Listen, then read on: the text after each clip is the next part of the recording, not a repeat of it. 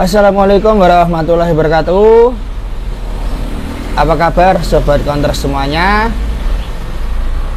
Di tahun 2023 ini menghadapi awal tahun, ya, untuk mengisi waktu kosong mau berbagi sharing saja dengan kalian semua mengenai dilema counter di tahun 2023, yang dimana menurut saya dari awal 2023 ini transaksi semakin tipis. Entah, ya mungkin ada beberapa faktor yang memang mempengaruhi situasi saat ini.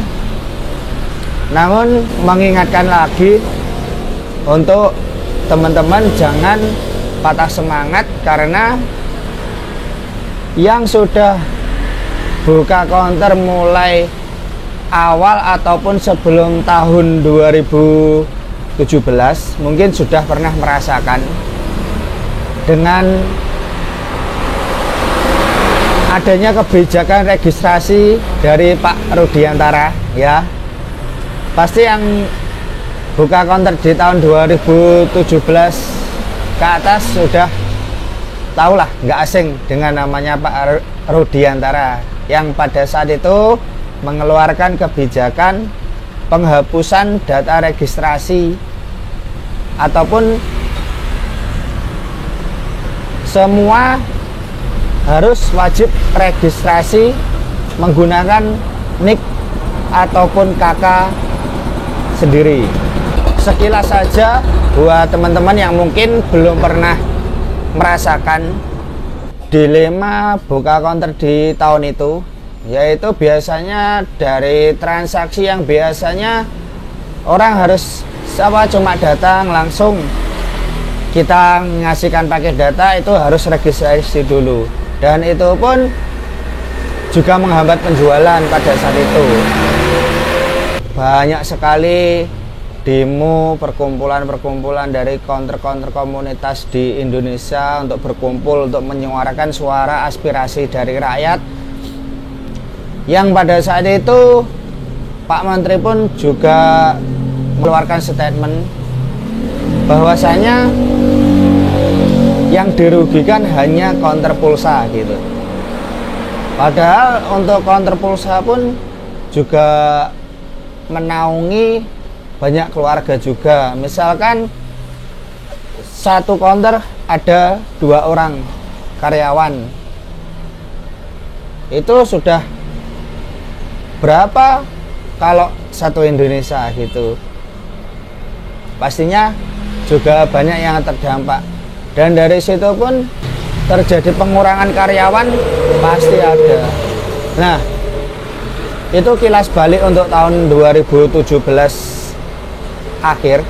Nah, untuk sekarang tahun 2023 menghadapi pemilu 2024 ini yang dikatakan rawan akan resesi.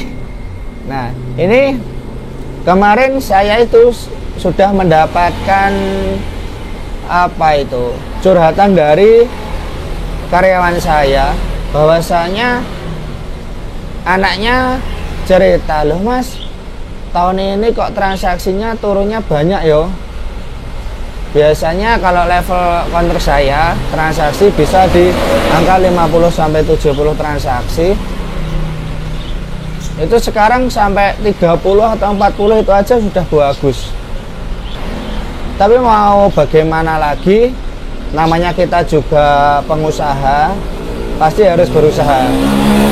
Gimana sih strategi untuk bisa bertahan, paling enggak bertahan di zona ini sampai paling enggak, ya nanti kita lihatlah setelah pemilu 2024.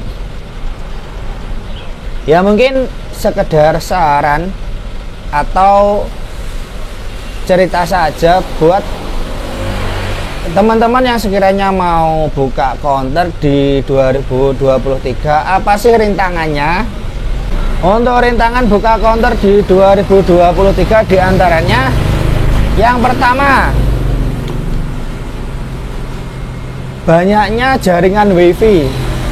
sekarang di desa-desa itu sudah banyak, hampir merata, dan semua warga pun sepertinya sudah banyak yang pasang wifi. Jadi biasanya kalau pas malam itu misalkan jam 9 ke atas kehabisan pakai data, itu dulu kan sudah bingung, sudah cari counter di mana itu meskipun malam-malam. Kalau sekarang sepertinya malam tenang, soalnya di rumah ada wifi, jadi masih besok lah pagi nggak apa-apa sekalian berangkat kerja gitu.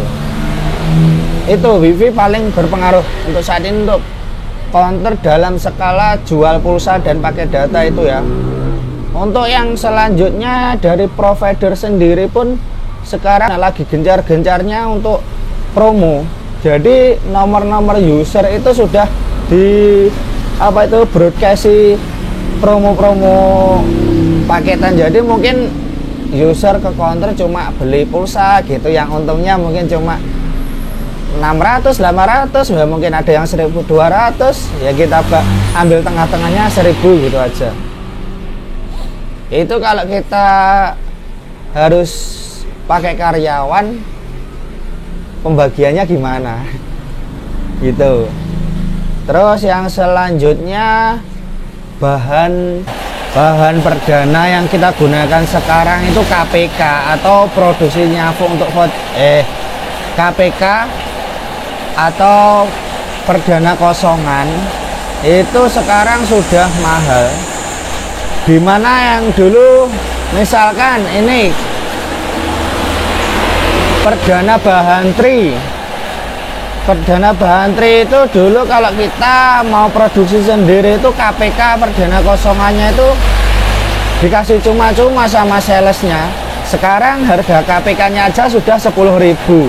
Misalkan ada pembeli yang ada user yang datang, Mas beli nomor tri biasa yang nggak ada paketan, biasanya kita jual 3.000 sampai 5.000 gitu.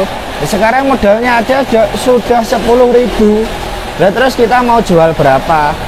Oke lah, bisa jual di rentan harga 13 sampai 15.000. Tapi kan dari user sudah menilai counter, wah kok mahal banget. Yang kena kan sudah pasti counter ya kan. Belum lagi Indosat perdana 3 GB, belum perdana kosongannya. Indosat perdana kosongannya dulu 1.000, 1.200 gitu, sekarang 5.000 sampai 7.000 gitu di grosiran. Terus kita jual mungkin ya kadang tipis. Kalau di saya 8.000, saya dulu dapat 5.000, sekarang udah naik lagi 7.000, jualnya kan udah pasti 10.000, bahkan bisa lebih. Terus perdana internetnya yang dulu 3 GB dapat 8.000 gitu, kita jual 10.000, 12.000.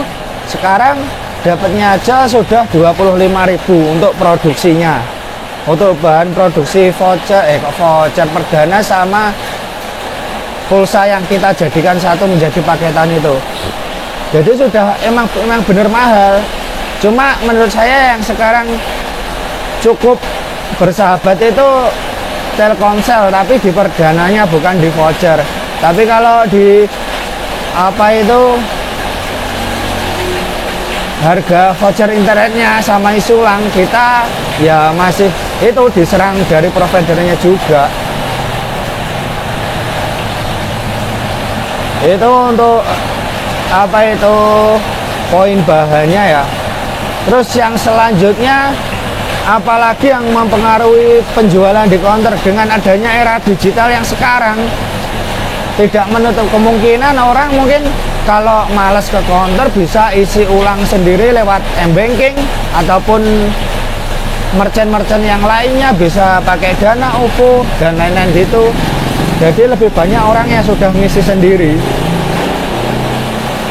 Terus gimana Mas kalau misalkan kita tidak punya pengalaman, sedangkan kita juga pengen buka usaha, dan mungkin dari kita pun cuma mempunyai kemampuan di bidang ya mungkin counter yang bisa dijangkau, tapi namanya kita mau usaha ya mau bagaimana lagi, ya harus tetap usaha. Entah bagaimana caranya, ya mungkin selain dari pulsa atau pakai data, ada sih beberapa saran dari saya yang mungkin bisa menunjang dari pendapatan counter. Di antaranya, yang pertama, gencarkan promo di ACC. Aksesoris itu harus gencar. Soalnya ya tidak menutup kemungkinan margin yang cukuplah dirasakan itu di aksesoris. Emang kita nandunya agak lama, mungkin nggak secepat perdana sama voucher, tapi ya itu bisa lah untuk bantu pendapatan kita. Terus yang kedua apa? Ya mungkin buat teman-teman yang selama ini sudah memulai di bidang counter, di perdana, paket, dan aksesoris itu, ayolah mulai belajar di servis HP itu juga lumayan, marginnya kita bisa separuh atau 2 kali lipat dari harga. Soalnya emang selain margin tuh resikonya juga lumayan, jadi kita harus ambil margin segitu. Terus yang selanjutnya, kalau ada modal tambahan jual beli HP, entah itu second ataupun baru. Tapi sepertinya second masih masuk untuk saat ini. Jadi jangan patah semangat, masih ada celah untuk kita jual aksesoris, untuk kita belajar servis, dan yang ketiga jual beli HP. Ya yang pasti perlu ketekunan dan istiqomah kita untuk selalu sabar. Namanya kita jualan, namanya kita usaha, toh namanya kita berdagang itu kan bagus gitu. Oke, terima kasih untuk menutup obrolan ini. Yang sekarang ini udah hujan ya, nanti takutnya suaranya kurang jernih ya. Untuk sementara saya akhiri. Assalamualaikum warahmatullahi wabarakatuh. Salam usahawan, kita muda yakin bisa. Mantap.